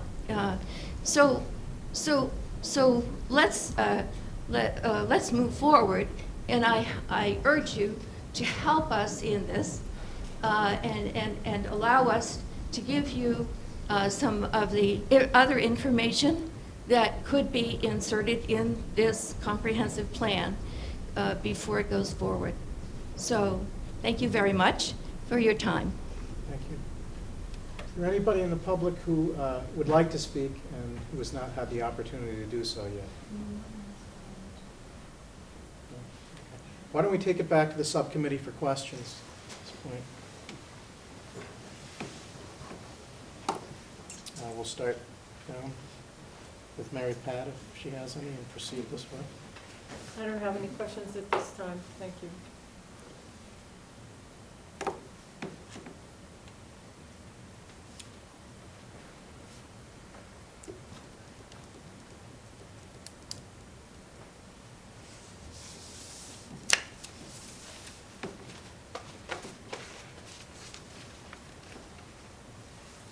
JD, you look pensive. I'm going to take a spot if he doesn't jump up soon. Oh, you may proceed. I don't think I have any questions because I think that based on what the public has said and the members of the committee, everybody has made it well known what their positions are, so that the beginning, which Mr. Turkerton set us up for a fairly professional presentation. We then had the opportunity for citizens to come in and say what they had to say. I think I don't have anything I can think of now, so I'll let you move on to the next one. You may jump in, please. Refer to my esteemed colleague from Barnstable if he has any first. I have no questions, but I do appreciate the clarity of the comments that were made tonight. They're not difficult to sort and to think about, and I think we'll find that helpful as time goes on.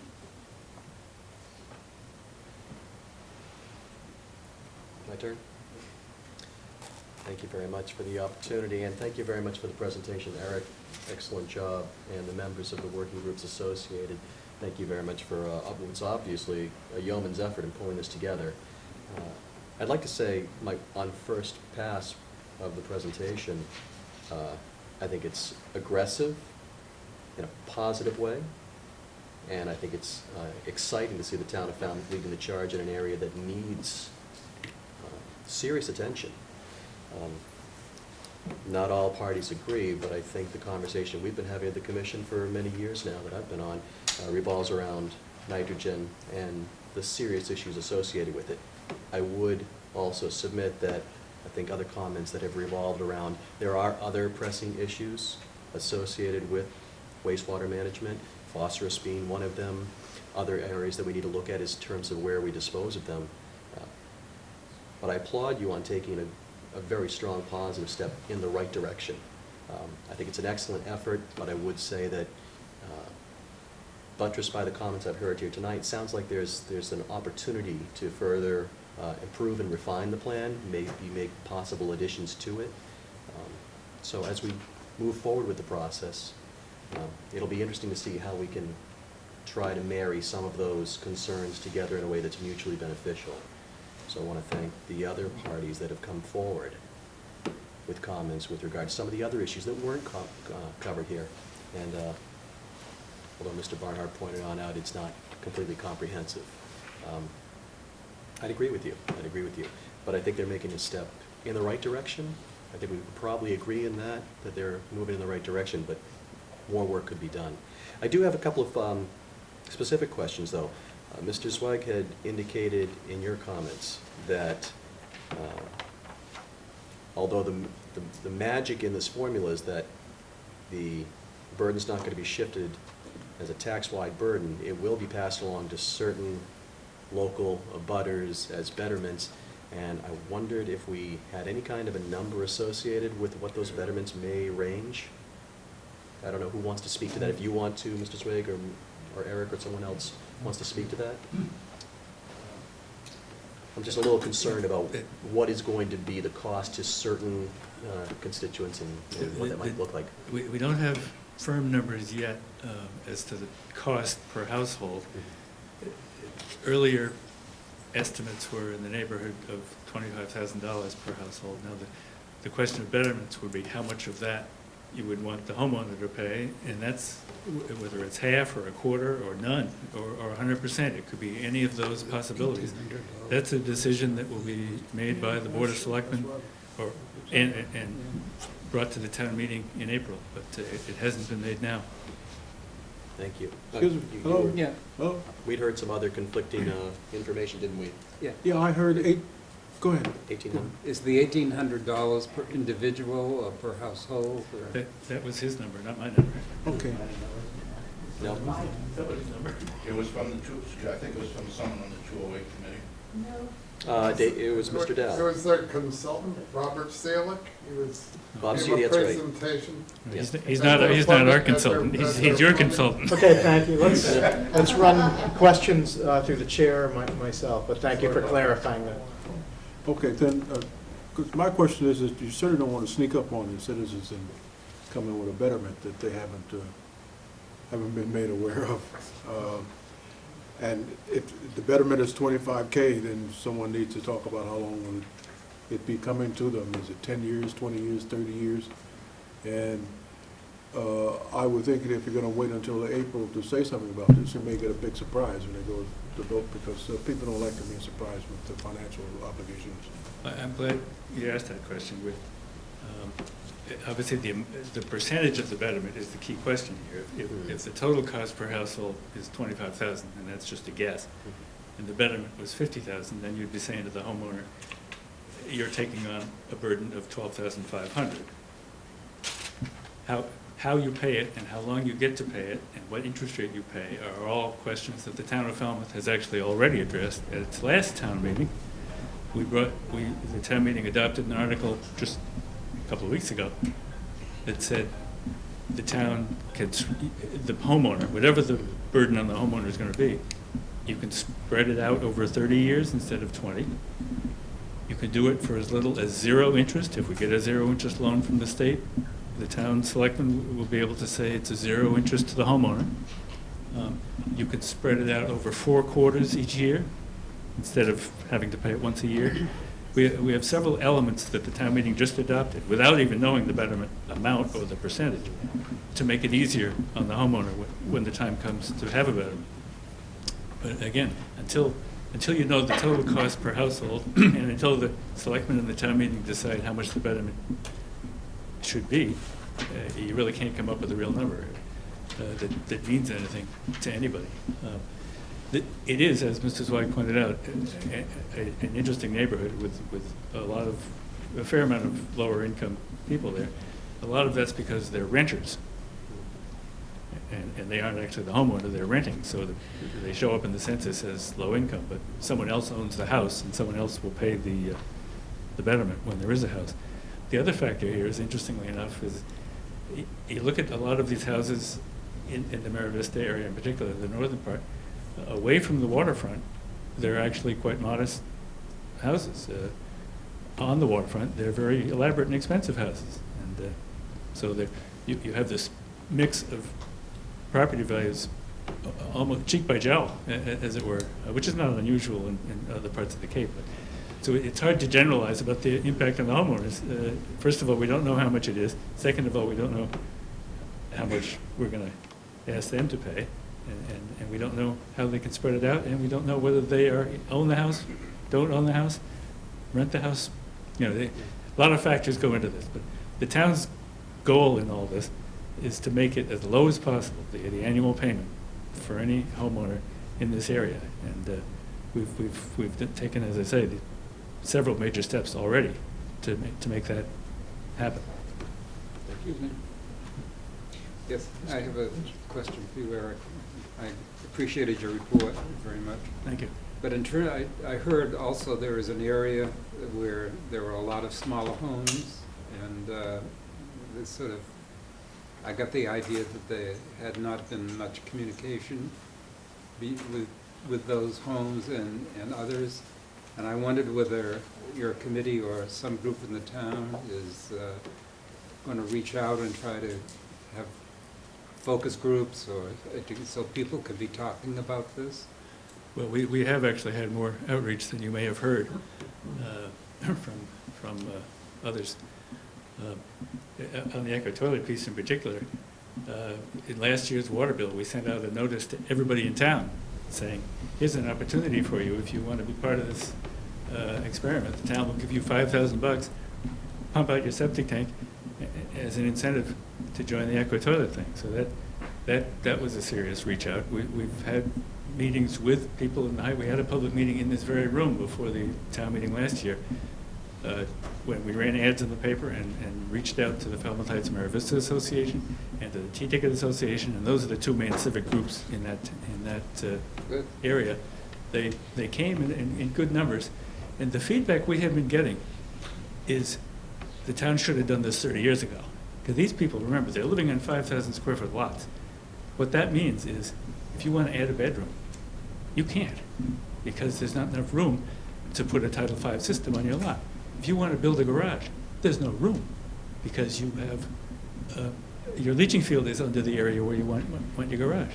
So the people who live in these houses have real serious limitations on their ability to expand the house or add bedrooms, add anything, because of the limited size and the fact they aren't on the sewer. So the feedback we have gotten almost uniformly has been positive. They understand they're going to have to pay something. They're willing to do it because they've been living with these limitations on their homes for a good many years. Thanks. Excuse me, Eric. I heard from the presentation from the various people here, everybody's interested in alternatives. And you indicated that you had presented, that the town had presented this idea of the echo toilets. I didn't hear all the details. I was really curious about the interest and the feedback, because if you don't, when you offer someone something and it's supposed to be a great deal, they really need to find out exactly what's in it for them over a long period of time. Mm-hmm. And I can't, I couldn't really, well, I could, but the numbers wouldn't come out right.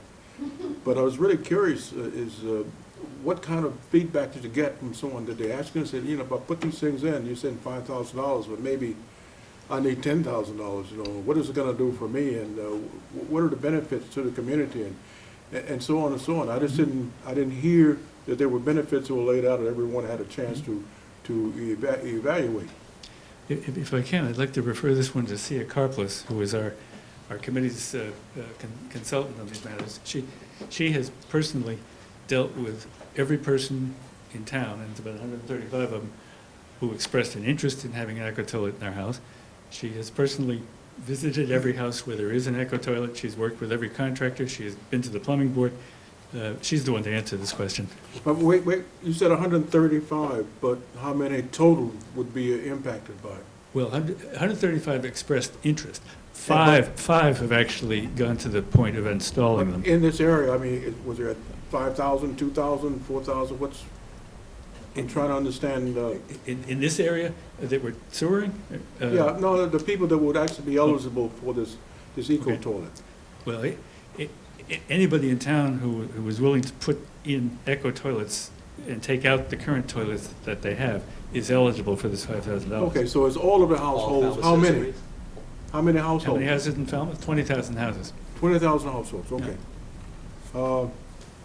I would think, since we have so many scientists on this great sandbar, and so many financial people and engineers and various other characters, that someone would sit down and decide that we need to start looking very carefully at what we're doing as far as eco toilets are concerned, to ensure that we are in fact utilizing all of the resources and things that are available to us. You know, I'm certainly in the favor of the science and also in engineering, and yes, you know, it has done great for me and my family, but that doesn't mean that I will always go in that direction. And I'm really curious about the eco toilet, because I've heard about it, and I've heard, you know, and certainly being on the commission now for an extended period of time, I've heard about it, but I've never really looked at it in detail, because it's always been waiting until it gets to it. I mean, it's not where I live. I live in Sandwich, and you know, nobody cares because they're worried about the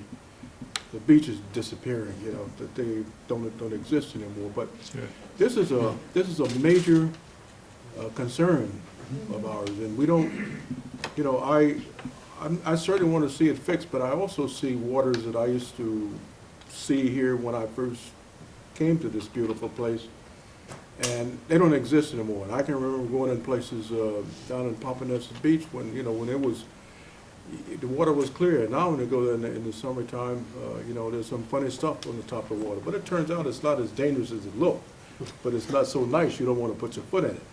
And so, if we think that we're solving a problem, and we have various means and methods to do it, to solve these problems, and if ECO, you know, one that actually cycles the things and stop putting it in the water so that we don't have, you know, the effluent that's going out, because I know what that does. I have a scar on my finger when I used to work at a water pollution control facility when I wasn't so smart as an engineer in electrical and electronics. But I'll tell you that there are cycles and recycling systems that actually allow you to do this, and they've existed, I know, for 40 years.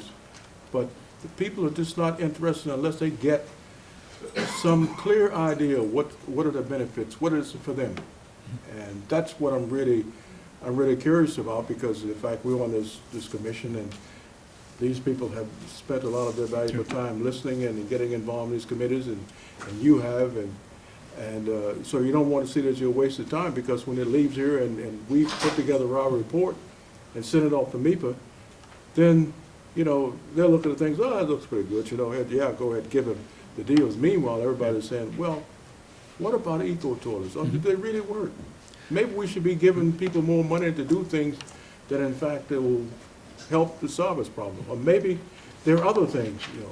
So that's what I'm really interested in, because I do believe that everything cannot be solved by computers and so on. I did believe it about 30 years ago, but I changed my mind. Well, you're in the presence of the two leaders of the Green Center, who have done more to promote eco toilets on Cape Cod than anyone else on Cape Cod. And you're also in the presence of, as I say, Sia Carplus in this committee and the Board of Selectmen here, who have provided more help and incentives to bring eco toilets into people's houses than anyone else on Cape Cod. And by the end of this experiment that Falmouth is running, we will know as much as can be known about how much it costs to put these things in, how the community reaction is to putting them in, how much they actually take nitrogen out of the groundwater, because that's what George Hoyfeld is studying. The first question is, even with eco toilets, what goes into the groundwater from your gray water? Because there's still nitrogen there. How much? We don't know. George is going to find out, because every single one of these people who we give our $5,000 to is going to be studied by George before, during, and after they install these things. So we have an answer to that question. Does it take out enough nitrogen to make a difference? How much does it cost to put in? Some of these houses in Mara Vista, for example, they live on slabs, or they have Cape Cod cellars. You need a big cellar in many cases to put these in, or you need to put something in the ground. There's a lot of issues to it, which I'm not the expert on. These folks are, and Sia is. Every single person who contacts the town and wants information on this, she keeps track of who they are and how far they got and who the contractor was and how much it cost and what the issues were all along the way. So we will have a very comprehensive picture of the benefits and detriments of eco toilets by the time this study is done. Okay, well, you made me go off into an area of coming up with various ideas and thoughts, but I appreciate you've done a lot of work, but perhaps you should consider making these things available to everybody in town, and then figure out how you're going to pay for them in a different model, because if the toilet costs $500, which I don't think they will, then it's going to cost $1,000 to install them. You look at the ownership model over the next 20 years or so, and then you look at the benefits and things on that. I think that somewhere along the road, someone's going to come up with a number that makes more sense, and the water's cleaner in that period of time, because there are other models to look at it. But you've given me enough. Right. There's only so much we can all take in one night here. But thank you for coming, and thank you for your interest. Okay. I would like to hear from Sia, though, if she wants to address this issue with regard to her knowledge base about the toilets. Greetings. I'm Sia Carplus. I'm the technical liaison to the Water Quality Management Committee, and one of my roles for the committee has been to start and implement the Eco Toilet Incentive Program. And I had a great leg up because the Green Center has the Eco Toilet Center, and they had installed their sort of as a kitchen and bath showroom, if you will, for eco toilets. So they're not installed, flushing installed, but they're installed so you can see the variety of eco toilets. Some of them do flush. The Debletton toilets, you know what I mean too. There are a variety of eco toilets, and I think the points I'd like to make are as follows. We had a list of, it started out with 135 people, and it went up to about almost 200 people who had expressed an interest in understanding if they could install an eco toilet in their house as part of the Eco Toilet Incentive Program. And for 3 main categories of reasons, we whittled that list down to about 15 to 20 people that could actually do it. And the 3 areas that start dropping people off that master list of 200 to about 20 that could do it are either technical or financial or personal preference. A number of people understood the ecological benefits of eco toilets, but a member of the household was absolutely not comfortable with the idea of installing one. So that was one category of people. Everybody on that list understood the theoretical global benefit of recovering the resources and not flushing potable water down the drain. They understood this. But a number of people had members of the household who didn't like it. A number of people had a house configuration, because we're talking about an existing stock of houses, and these are wonderful technologies, but they don't self-install, so that you've got an existing plumbing system. And when you start getting into the nuts and bolts of actually implementing these in the real world, it gets really complicated really fast. And so for some configurations, it became very difficult to actually install. If you don't have a basement, you can't put a composter in particularly efficiently. There are ways around it, but as I said, it got complicated to the point where the particular homeowner didn't want to go down that route. And then the third category of people wanted to go down that route no matter how complicated it was, and it was expensive. So instead of it being the need for a $5,000 incentive, maybe it needed to be a $15,000 incentive, but the program wasn't there for the first demonstration group. Part of what we're trying to do, we're still in the middle of this, and so what we're trying to do is figure out, to answer that specific question, does the incentive need to be greater? And for some people that answer is yes, but for about 2/3 of the people, the answer was still probably not. Yet, we got 20 people. We have, you know, it in the pipe, hopefully coming down the line. And what we're really trying to figure out is, how do these technologies work in the real world? Some of them are approved by the plumbing board. The composting toilets have a product acceptance number, and you can actually install them as a plumbing fixture. But those are composters. That means you need a basement, and you need certain configurations to be able to have a gravity feed. The urine diverting toilets, which is a very interesting emerging technology, do not have product acceptance by the plumbing board. So we had to go get a variance to allow test sites. These are emerging technologies. It's very much a cottage industry. You don't have the same kind of support for these emerging technologies that you would for standard technologies. And that's why we still need to do the demonstration. We need to understand how the valving works, how the fixturing works. Do you need to have a trap? I mean, I won't get into all the details of what it takes to plumb something, but there's complicating factors in the real world that a fixture that doesn't have product acceptance needs to work through to be able to be deployable on a watershed scale. So it's important.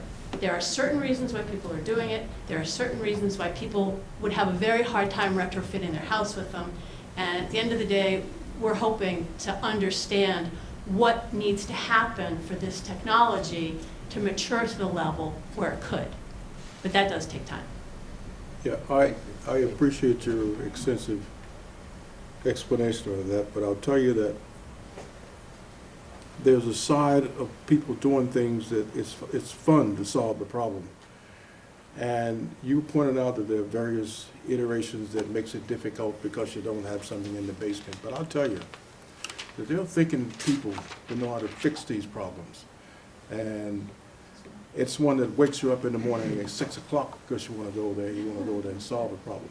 But you have to have a process of what's in it for everybody, and you don't find out that the guy that lives down the street, because he doesn't have a basement, is going to cost him $15,000, and the guy who's got everything else because they happen to build his house, 5 years ago. It has to be leveled because what you're trying to do is to solve a global problem. And I know that you can solve global problems. We won't be able to do it here today, but it's simply because of the fact that I've lived in a world where you walk in and the guy tells you it's not possible, and you go, oh, boy, we're going to have a lot of fun here. And so I appreciate it, and I know you guys have done a great job, but the gentleman's over against the wall there. He's ready for me to be quiet because he knows I'm putting a lot of work on his staff. But it's very important for us to somewhere be at the forefront of making things happen. And we can't always take the position and say, oh, gee, it's really too difficult, because the difficulty is when it becomes interesting. Nobody's interested in anything that, oh, well, we'll get up and do that tomorrow. But the difficulty is, in fact, solving a problem. And the water is very important. And it's interesting. I don't know how the half of you don't even have a clue about this thing, but this thing says CK on it, and I happen to have had the pleasure of being on a committee back 5 or 6 years ago, and I think it was before director, but it's called Cape Keepers. But its whole interest is, in fact, to look at the situation and tell people that, the problem we're having here with the water is because of you. We all have to remove this water from our system, and it has to go somewhere, and so you need to sit down and think about how to fix it. And there was a lot of effort put in this, and I, in fact, was a part of various programs that were on radio, and I think maybe some on television, but I didn't go that far. But I participated in a lot of little local television things because I thought we have to really say something about what's going on towards the water. And I will say that out of all of this, if I measure on a scale of 1 to 10 as for success, it was -15, because That's encouraging. I didn't see anybody doing anything, and the problem still exists, and it's getting worse every year, and we all like living here, but we also have to get everybody off their duff to do things that are necessary to solve a problem. And it doesn't have to cost everybody tons of money, because I think if it's going to cost $100 million to do whatever you want to do here in this area, in the area that it's been targeted or not targeted, I'll bet you I can come up with a few of my former colleagues, whether they be at any of the engineering schools here in business or in finance, and they can come up with financial models and figure out how to fix it and to make it happen without everybody being killed. Because, I can certainly be the first one to be guilty of the fact that engineering companies like to make lots of money. Well, we're in the business to do that. But we're also in the business of solving problems too. So utilize all of these scientific skills we have here and people that are very smart to do the things that we need to do. And let's not push it up again another year, in another year, because I'm afraid you're going to look here, and then only my grandkids will be here, and then they'll still be looking at it, and I'm going to tell them to move to some other place where we own land so that you have to worry about it, because this situation is really getting worse, and it's like, the frog in the boiling water. You keep raising 1 degree, and it never notices, and all of a sudden it's so hot it can't stand it, but also it can't get out. So, Andrew? First, of course, I'd like to thank the committee on all the work that they've done with the CWMP. It's definitely a tremendous undertaking. And I've been at those town meetings, of course, so I've seen this information before, and I've seen town meeting unanimously approve this. But I do want to, of course, echo the sentiments of my colleagues here. I don't know if I come at this from a different perspective or, well, I sort of do, I would say. I'm 23 years old. I think I'm the youngest person in this room. Am I? Or are you younger than me? I'm younger? Okay, good. So, now we've established I'm the youngest person in the room. And when you look at something like a 40-year plan, I remember making these comments to the Board of Selectmen, I think quite some time ago, when these talks were first starting about going around to the different towns about the issue of wastewater from the commission standpoint. This was before I was appointed. That when you look at something 40 years out, you really need to think long and hard about the solutions you're coming up with and what is going to be the situation with these solutions 40 years out. You know, I think this plan has gone very far, and I think that we can definitely pat ourselves on the back with what Falmouth has done so far, but I don't believe that this is the end. I hate to say it, I mean, 40 years down the line, I may be one of the few people in this room still looking at this plan going, okay, this is where we are, 40 years down the line. And I hope so. I would hope so too, actually. And what have we solved? And the thing with sewers that always has bothered me, I mean, I understand the necessity of them in some areas, but the thing with sewers that have always bothered me, and personally, is that they're as old as the Roman Empire. And even though technology has, or older, yes, and even though technology, of course, has improved certain aspects of sewering, it's still the same premise. And I know it was mentioned tonight that you're technically moving waste from one area to another area. I've always sort of erred on the side of alternative technologies and wanting to see what these eco-toilets do and how well do they work and how can we implement these kinds of technologies. Because ultimately what we decide here and now is something that I will be dealing with in 50 years and then my children will be dealing with after that. And that's something that really concerns me in terms of what solutions we choose and how long these solutions really last and what effect they really have. So those are just my comments on the plan as it is currently and the process we're in. So. Unfortunately, given the running short on time here, does the town have any final comments or commission staff? Thank you. We have a little housekeeping to do. We'll have to get together again to have a subcommittee meeting to finalize the comment letter to MIPA. There's a regular commission meeting on the 2nd of January. Would it be okay to meet at 2 o'clock before that meeting? I'm not around. We'd like the 2nd because it's a regularly scheduled time and it's also the day before the comment period ends. But your colleague had already talked to me about the 2nd, and I said, I'm away on holiday. We will also send the comment letter out before, so you can send us, written thoughts you have that you Oh, want to. absolutely. I mean, if I don't have to be there, give it to the chairman to sit The there. meeting is and still read going on, it. please? Yeah. Okay, so, Do Mary? you have a suggested time on that Yeah, day? it would be 2 o'clock. 2 o'clock. Yeah, so immediately, Right before it would the be at the meeting. Assembly of Delegates, Right before and it's just a public meeting, it's just a subcommittee meeting, not another hearing. 2 p.m., January 2nd, in the Assembly of Delegates before the full commission meeting.